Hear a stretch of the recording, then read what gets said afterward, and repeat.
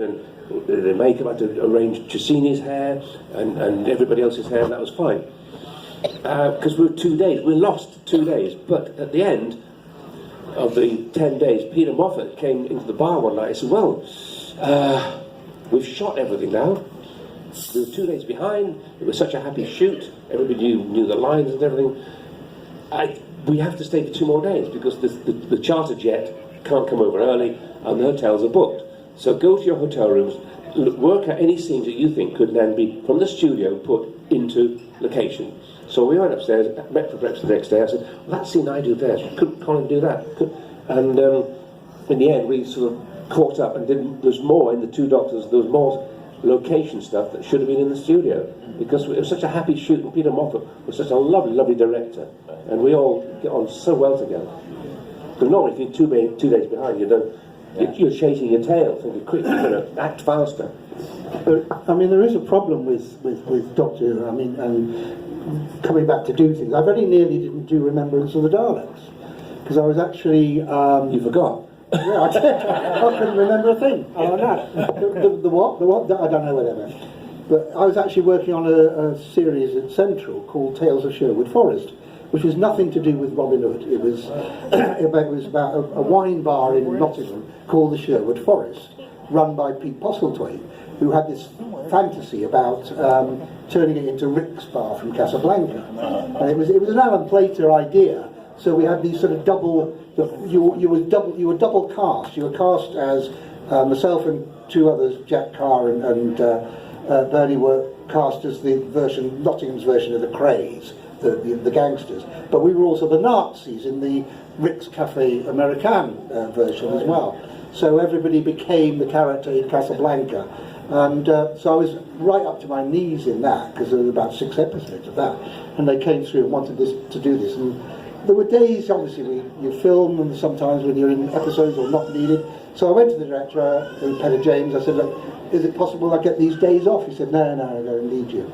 So I said to JMT, well, I'm sorry, I don't think I can do it. And he then contacted the producer, and they went into this negotiation of sort of a lease lend, where I was lent to the BBC in the morning, but Central had me in the afternoon, and I couldn't go into the studio if we were filming. So that's why I actually ended up with 1 day in studio. That's all I did, because I was meant to be doing the battle computer voice and all sorts of things. So yeah, you can nearly miss it. But JMT was very faithful to his actors. He really, if he wanted somebody, because when I first did it, it was only because Michael Wisher wasn't available, and I assumed he'd be back the next time. But JMT liked what he saw, and they'd done a new mask. He said, look, come back and do it again, and then wanted me to do it again. Yeah. You know, so he was a great producer. Who's it? So boring. What? Renegade. Yeah, what level are you on? Yes, 6 in the 3. 5 on the 3 floor. No. Yeah, press that button there. Okay. That's it. I just don't know Doctor Who. Oh, you don't know Doctor Who? You don't? Oh. Well, I'm going to start. Right, okay, now this started in 1960. William Hart. Who's the star? What day did tell you? Oh my dear boy.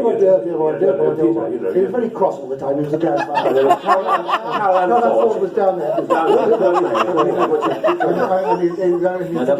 was Wendy Padbury that was down there. No, it's Caroline Ford. Oh, Karen. Oh, yes. And forget all his lives. I don't know this thing does something. I better die and regenerate the gunslingers. Well, hello, terrible American accent. Yeah. Go for the gun, go for your gun. You know, just going to mine. Terrible. And then Patrick Troughton. Hello, Jamie. I'm down Patrick Troughton. That was the best time. I killed my idea. I was dressed as a higher bitch. And then Penny whistle on the recorder. Long hat. Didn't get rid of the hat.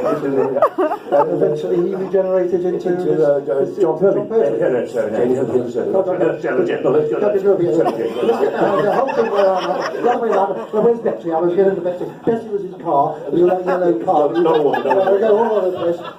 Then there was the big Colin Baker. The big Colin Baker. Colin Baker, sorry.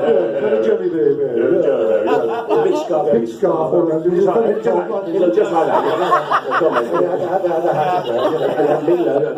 Leela who had the... Well, she had her legs and all that, and Amazon, yeah. And then he just came and something got his cricket man. And then Colin Baker was like that. And Peter Davis was very young and attractive. Played cricket a lot. Janet Fielding, she has an Aussie car, she was air hostess, all of that. Stan Meader, And the straight guy looked like Spock. Adric, what a person he was. Yes. We don't talk about Adric. No, and a bit like Harry Potter, but better. Colin Baker, very tall. Very tall, very large. And very surly, sir, yes, it's time for me to be here. Just in time. About Perry, doctor, the man so nice. It's just Perry, and she had shorts on as well. And he didn't actually die. No, he didn't. Suddenly Sylvester McCoy became Colin, and then what do you think, Daddy?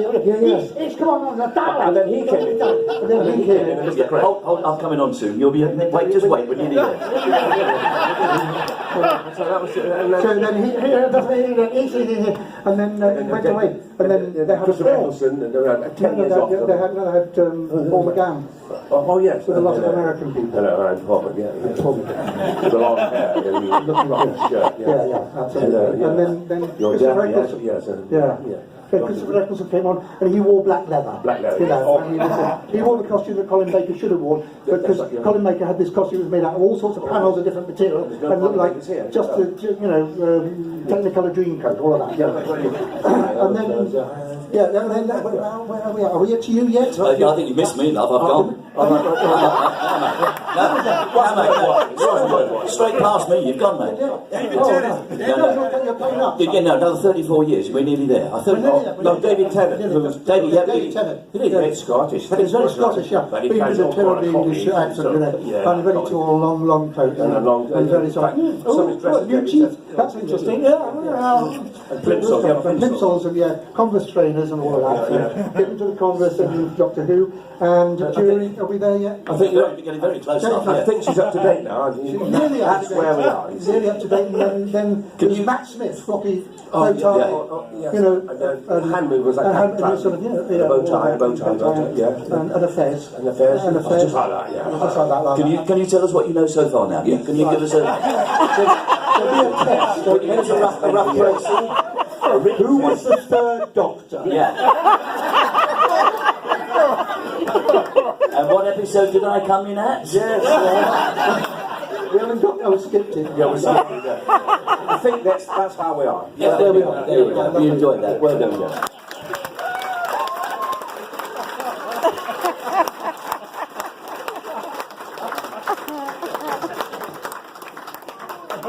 So, any ancillary questions after that? Any further questions, please refer them to this young lady in the front. She will be holding a panel at about... Yes, she's had her own panel in the tent. In the tent. Yes, sir. Here we are. Sanity. Hope this is sensible, mate. Well, since we're gone, when things go wrong in ad-libbing, what's your most memorable kind of blooper where you're just kind of like, all right, I'm just going to throw this out there? Most memorable blooper. Well, it wasn't actually me. It was Colin Baker. When in Revelation, when they blew my hand off because my hand was about to do something and somebody blew it off, and so I got a fake hand which was charged, and all the fingers were with green blood everywhere, and. So they did this, and I said, damn you, Doctor, and all this. And when they did the reverse, Colin Baker had picked up one of my fingers and shoved it up his mouth.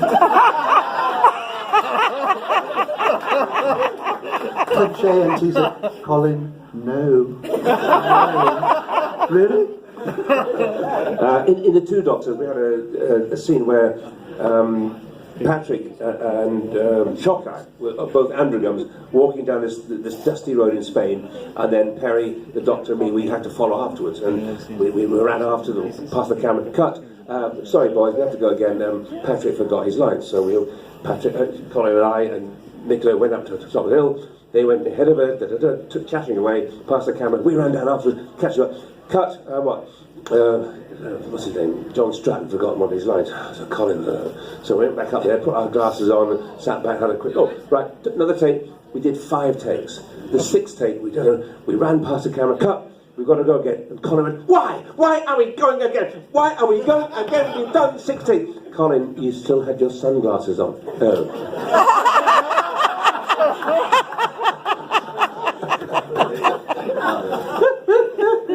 That's very difficult to top that. I can't top that with anything to do with Doctor Who. Once again, I'm going to have to go away from Doctor Who. Back in time.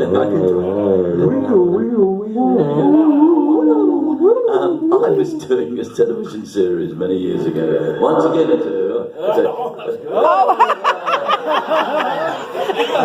thank you. Thank you. I'll make it very quick. That's all ago. You notice I did stop there for that. I was doing a telly-series many years ago as a young actor. It was maybe you may have read of this book called Heidi. Did any ladies? It was a book called Heidi by Joanna Spryer, but it was written by. And it was all set in Switzerland. Of course, the BBC did not have the money to fly us all out to Switzerland on location, so we filmed at the local zoo called Whipsnade Zoo, which is in somewhere in about 10-15 miles out of Whipsnade Zoo. In Whipsnade. Whipsnade, Yeah, you go. It's another senior moment. And we were filming, and there was this scene where I played Peter the goat herd, and we had this young girl Heidi, and it was supposed to be the Swiss mountains, and I had this scene when I was herding about sort of 20 goats up the mountainside, and we had the goat wrangler there, and he got all the goats in a sort of some semblance of order, ready for me to, and we got the